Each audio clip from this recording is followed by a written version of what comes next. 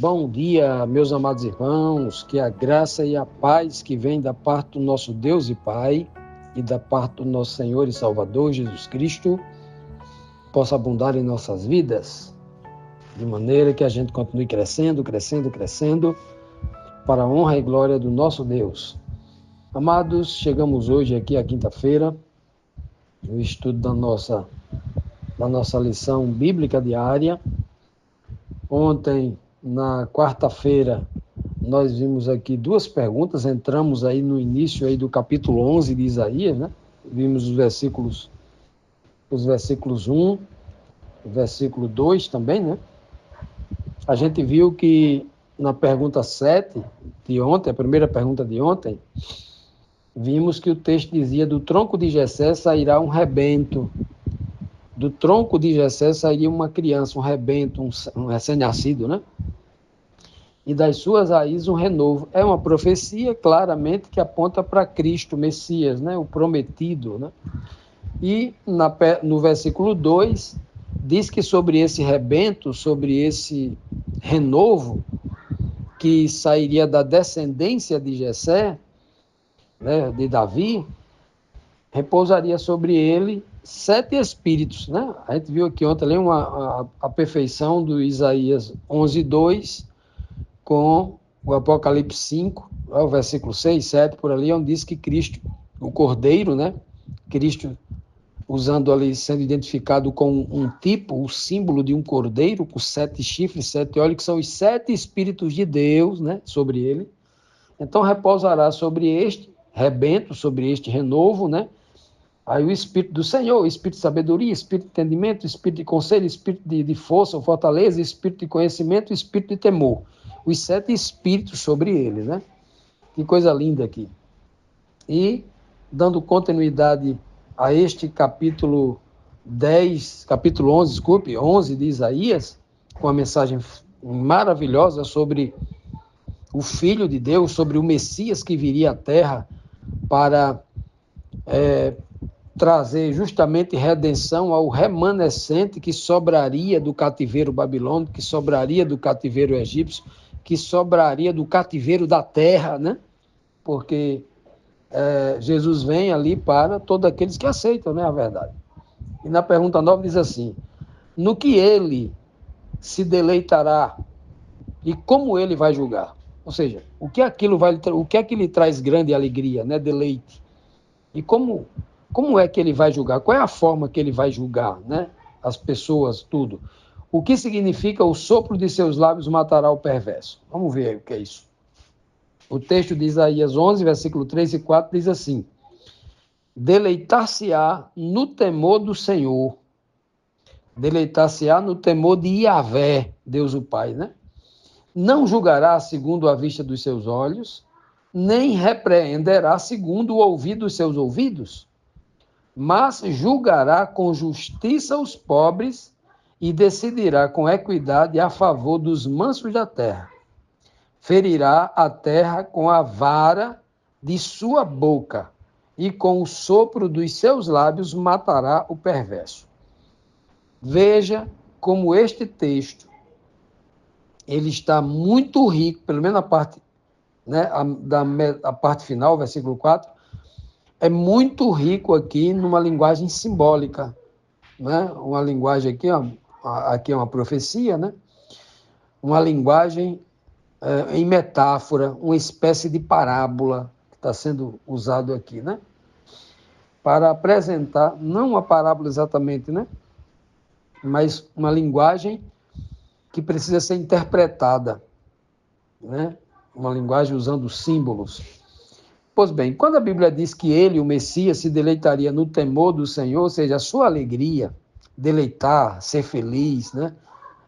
Viver alegre, feliz, contente, satisfeito, em temer ao Senhor. Veja que aqui o texto está dizendo que o Messias seria totalmente submisso a Deus o Pai. Ele tinha que ter o temor por Yahvé, temor por Deus o Pai. Muito claro o texto aqui. Por que isso é importante entender? Porque desde as bases do Antigo Testamento são centenas de versos. No livro de Isaías nós temos aí algumas dezenas de versos, mostrando que esse Messias, chamado de servo do Senhor, era totalmente submisso. Quando Cristo vem à Terra, são muitas palavras que ele vai dizer que ele não faz nada, não pode fazer nada de si mesmo, João 5,19, João 5,20, João 5,30, ele não faz nada de si mesmo, ele é totalmente dependente do Pai. Por que isso é importante entender? Porque na Idade Média, a igreja romana caída em apostasia, a unir-se com o Estado, criando dezenas e dezenas de doutrinas fora da Bíblia, criou uma Bíblia paralela, cheio de falsas doutrinas, que muitos evangélicos seguem hoje essas doutrinas. Criou-se a ideia, por força política e poder financeiro, de compra e suborno de muitos religiosos, criaram uma ideia de que Jesus Cristo aqui na Terra era Deus igual ao Pai. Até hoje, 99%, a maioria acredita nisso. Uma mentira esfarrapada que criaram aí. E a maioria das igrejas creem nisso. Está vendo aqui? A alegria dele seria se deleitar no temor. Ele tinha que temer a Deus e tinha que obedecer a Deus, tinha que estar submisso debaixo das ordens de Deus para ser o meu exemplo, para me ensinar como é que obedece. Não é? Então, veja com muita clareza, né? Diz o texto, ele, lá no capítulo 5 de João, diz que o pai resolveu não julgar ninguém, mas dar ao filho o poder de julgar. Né? Veja que o filho não era originalmente, ele não tinha inerentemente o poder de ser julgador, mas ele recebe do pai, ele não tinha, o pai dá esse poder a ele. Alguém que é muito superior a ele lhe dá essa autoridade, lhe investe dessa autoridade. Diz que ele não julgará ninguém segundo a vista de seus próprios olhos. Não era um ser humano, porque nós, seres humanos, a gente julga as pessoas por aquilo que a gente vê. A gente olha para alguém assim e julga, né? Segundo a nossa capacidade de raciocinar, a gente olha para alguma coisa e faz um pré-julgamento daquilo que a gente viu. Ele está dizendo que ele não faria isso. E nem repreenderia ninguém com o ouvido de seus ouvidos. Aquilo que ele escutava de alguém, não, ele não faria nada disso. Como é que ele ia julgar? João 5,30, Cristo abriu a própria boca e confessou lá. Em João 5,30 ele diz claramente, porque eu não julgo por mim mesmo, assim como eu escuto do meu Pai, o contexto está falando que ele está recebendo tudo do Pai, né? Assim como eu escuto do meu Pai, o verso 20 ele diz que o Pai diz tudo a ele, mostra como é que faz, mostra como falar, mostra como fazer, né? Aí no verso 22 ele diz que recebe esse poder de julgar do Pai. No verso 25, 26 ele vai dizer que recebe vidas, né? No verso 27 ele justifica porque recebe o poder de julgar, porque ele é homem igual a gente. No verso 30 ele diz que não pode fazer nada de si mesmo e só julga conforme ele escuta do Pai, quem lhe dá todo o poder, toda a autoridade para isso. Então veja que ele não faz nada disso com as suas próprias ideias. Cristo não tem um julgamento de um juiz autônomo no sentido de dizer que ele pode sondar rins e corações para julgar todo mundo. Não. Ele julga conforme ele escuta do Pai. Quem diz isso é ele mesmo. Vou repetir. Quem diz isso é o próprio Cristo em João 5,30. Eu não julgo por mim mesmo. Eu julgo conforme eu escuto do meu Pai. É muito claro isso, né? Embora tenha alguns cristãos teimosos aí que não acreditam mais na Bíblia, segue o que a doutrina da igreja medieval tem ensinado, infelizmente, né? Seguindo doutrina de homens fora da Bíblia, Cristo dizendo uma coisa e a pessoa discordando de Cristo para acreditar na tradição de uma igreja, aí não entende essas bases que está muito claro aqui, ó. Muito antes de Cristo vir, o texto já dizia que a alegria dele seria se deleitar no temor do Senhor, a alegria dele seria em obedecer a Deus, ser submisso a Deus, seguir as orientações que Deus dava para ele. É por isso que ele vai repetir isso no livro de João várias vezes, capítulo 8, 10, 12, 14, 17. Eu não falo nada de mim mesmo, eu só falo aquilo que eu escuto do meu Pai. E o que eu falo, eu repito na íntegra para vocês. É o que ele vai dizer. João, por exemplo, João 12, 49, 50 é claríssimo, né? Muito claro, né? Então diz aqui que ele não repreenderia também, segundo, mas julgaria com justiça os pobres.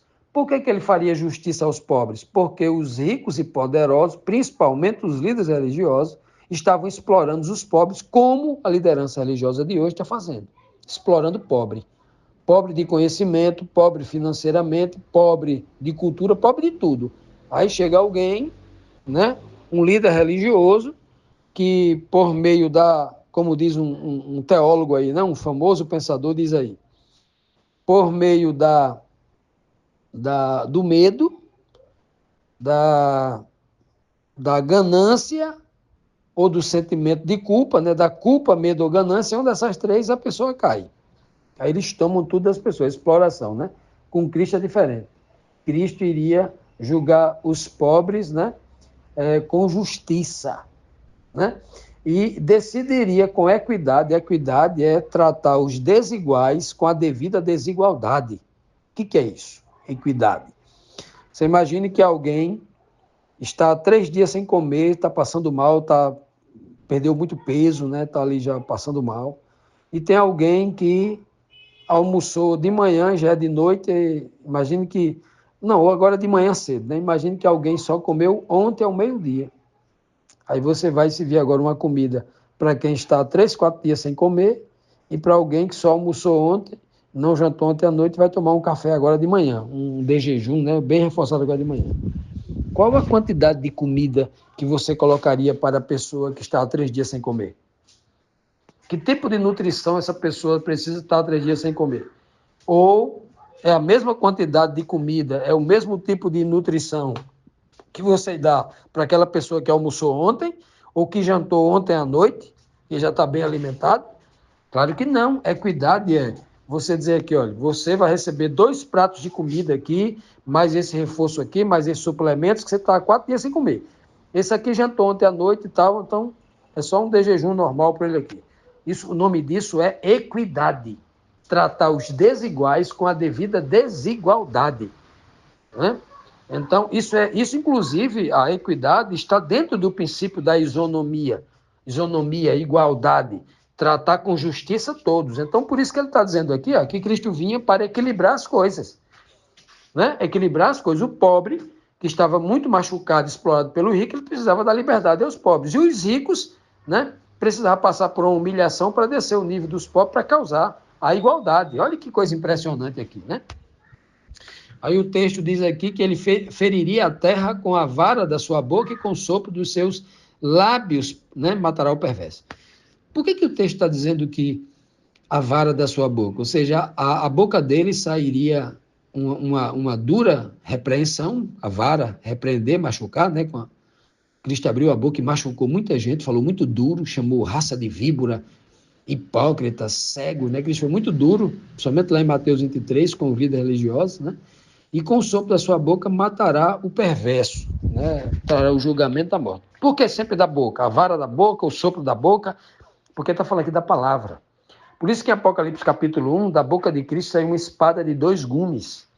Aqui é palavra espada. Hebreus 4,12 diz que a palavra de Deus é como uma espada de 2 gumes, né? Que penetra as entranhas mais profundas do homem, ao ponto de separar o homem carnal do espiritual, como se separasse a medula dos ossos, das vértebras. Olha que coisa impressionante, né? Então, a palavra de Deus na boca de Cristo causaria todo esse julgamento. Continuando, meus amados, vamos aqui para a próxima pergunta, a 10ª pergunta da lição, que diz assim: com o que a justiça e a fidelidade dele são comparadas? A fidelidade e a justiça desse que era o enviado de Deus, o Messias, que viria fazer a justiça de Deus aqui na terra. Qual conselho o apóstolo Paulo dá aos cristãos de hoje? Vamos usar aqui 2 versos, né? Para responder a primeira pergunta, Isaías 11:5. E para responder a segunda pergunta, em harmonia com a primeira, vamos usar aqui um texto de Paulo, de Efésios 6,14. Então, com que justiça e a fidelidade, né, com o que a justiça e a fidelidade dele são comparadas? Isaías 11:5 diz: a justiça será o cinto dos seus lombos e a fidelidade o cinto dos seus rins. Né? Olha só. Estamos falando aqui de duas virtudes do homem espiritual: justiça e fidelidade.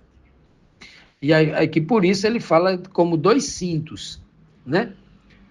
Um cinto da parte externa, lombo, ou seja, sobre as costas, sobre o pescoço, costa, lombos quer dizer isso, e o cinto dos rins, que é a parte interna. Então, parte externa e a parte interna. Justiça, parte externa.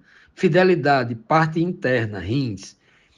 Então, ele cita aqui 2 cintos. Por que o termo está citando cinto? Cinto, obviamente, cintura, né, vem de cintura, está vinculado ao ponto de equilíbrio. O ponto de equilíbrio dos homens é a cintura, né? A base de todo o equilíbrio é a cintura. Se você se inclinar para o seu lado esquerdo, se você não levantar a perna direita, você cai. Porque você tem que criar um ponto de equilíbrio. O ponto de equilíbrio vai estar justamente na cintura. Cinto, ela traz essa referência. Assim como uma balança, que tem o seu ponto de equilíbrio no meio e duas bases, né, nas laterais, a balança antiga era assim. Você tinha uma balança, né, com um pêndulo, do lado direito um cesto, do lado esquerdo outro cesto.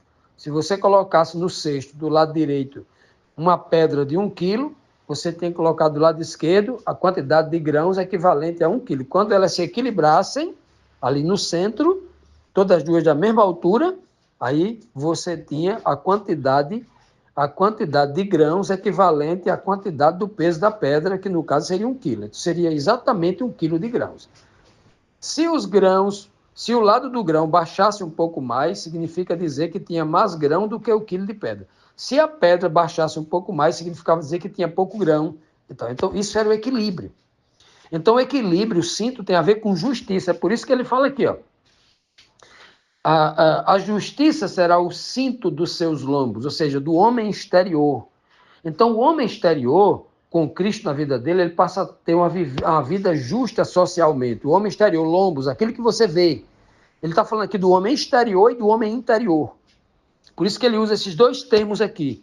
Cinto dos lombos exterior e cinto dos rins interior. O rins está no interior do homem, né? Então, a fidelidade, por que ele cita rins? Né?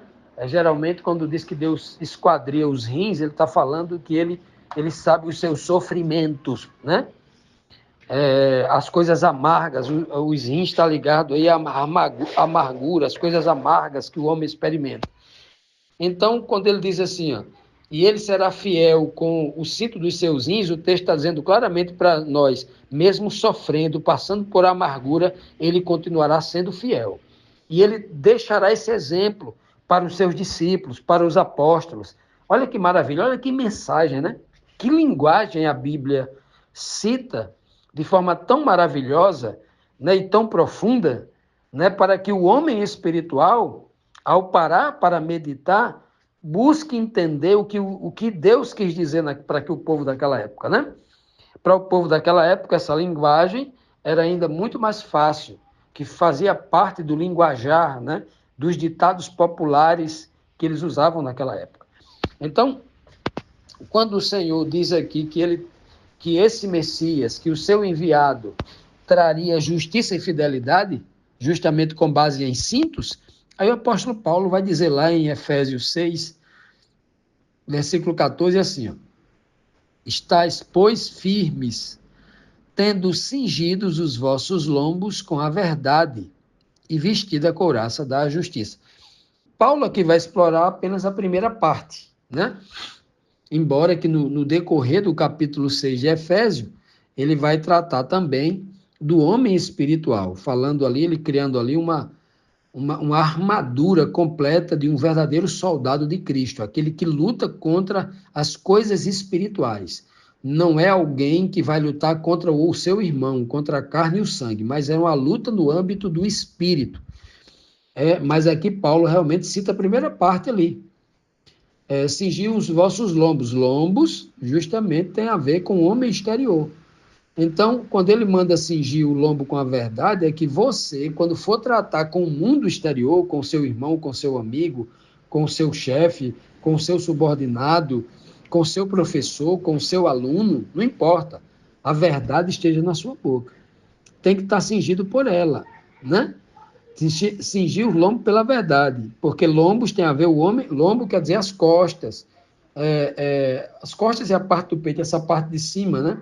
Os lombos, cingir quer dizer se vista. Muitas vezes o Senhor falou, você vai falar com o Senhor, vai cingir os lombos para entrar à presença do Senhor. Se vestir para não aparecer nu diante do Senhor. Né? É só uma figura de linguagem, demonstração de respeito à autoridade e à supremacia e a soberania de Deus. É só uma tipologia, claro, que Deus conhece a gente completamente nu. Isso significa dizer que Deus não escuta a oração de um homem nu, não. Ora, que Deus conhece a gente até por dentro, né?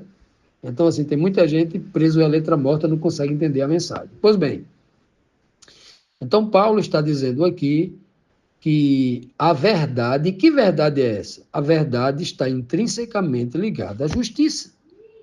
Porque alguém que está ligado à mentira, ele é injusto, está ligado à injustiça. Então, justiça e verdade estão intrinsecamente ligadas. Então, nós precisamos, como diz o apóstolo Paulo, pegar o cinto da verdade para esta guerra que nós temos que lutar contra este mundo, né? Primeiro se apresentar, enfrentar aqui o mundo espiritual, usando o nosso testemunho para atacar o mundo físico, né? Olha que mensagem poderosa, né? Aí Paulo vai continuar dizendo aqui que a gente tem que se vestir da couraça da justiça, né? Claramente aqui, justiça e verdade estão intrinsecamente ligadas com a primeira parte aqui de Isaías 11, verso 5. A segunda parte dos ins, o homem espiritual, que Paulo vai dizer, olhe, pegue aí o capacete da salvação, o escudo da fé. Fé é algo interior do homem espiritual, né? A espada da justiça, né? As sandálias da pregação do evangelho da verdade, e Paulo vai vestir o soldado de Cristo completamente.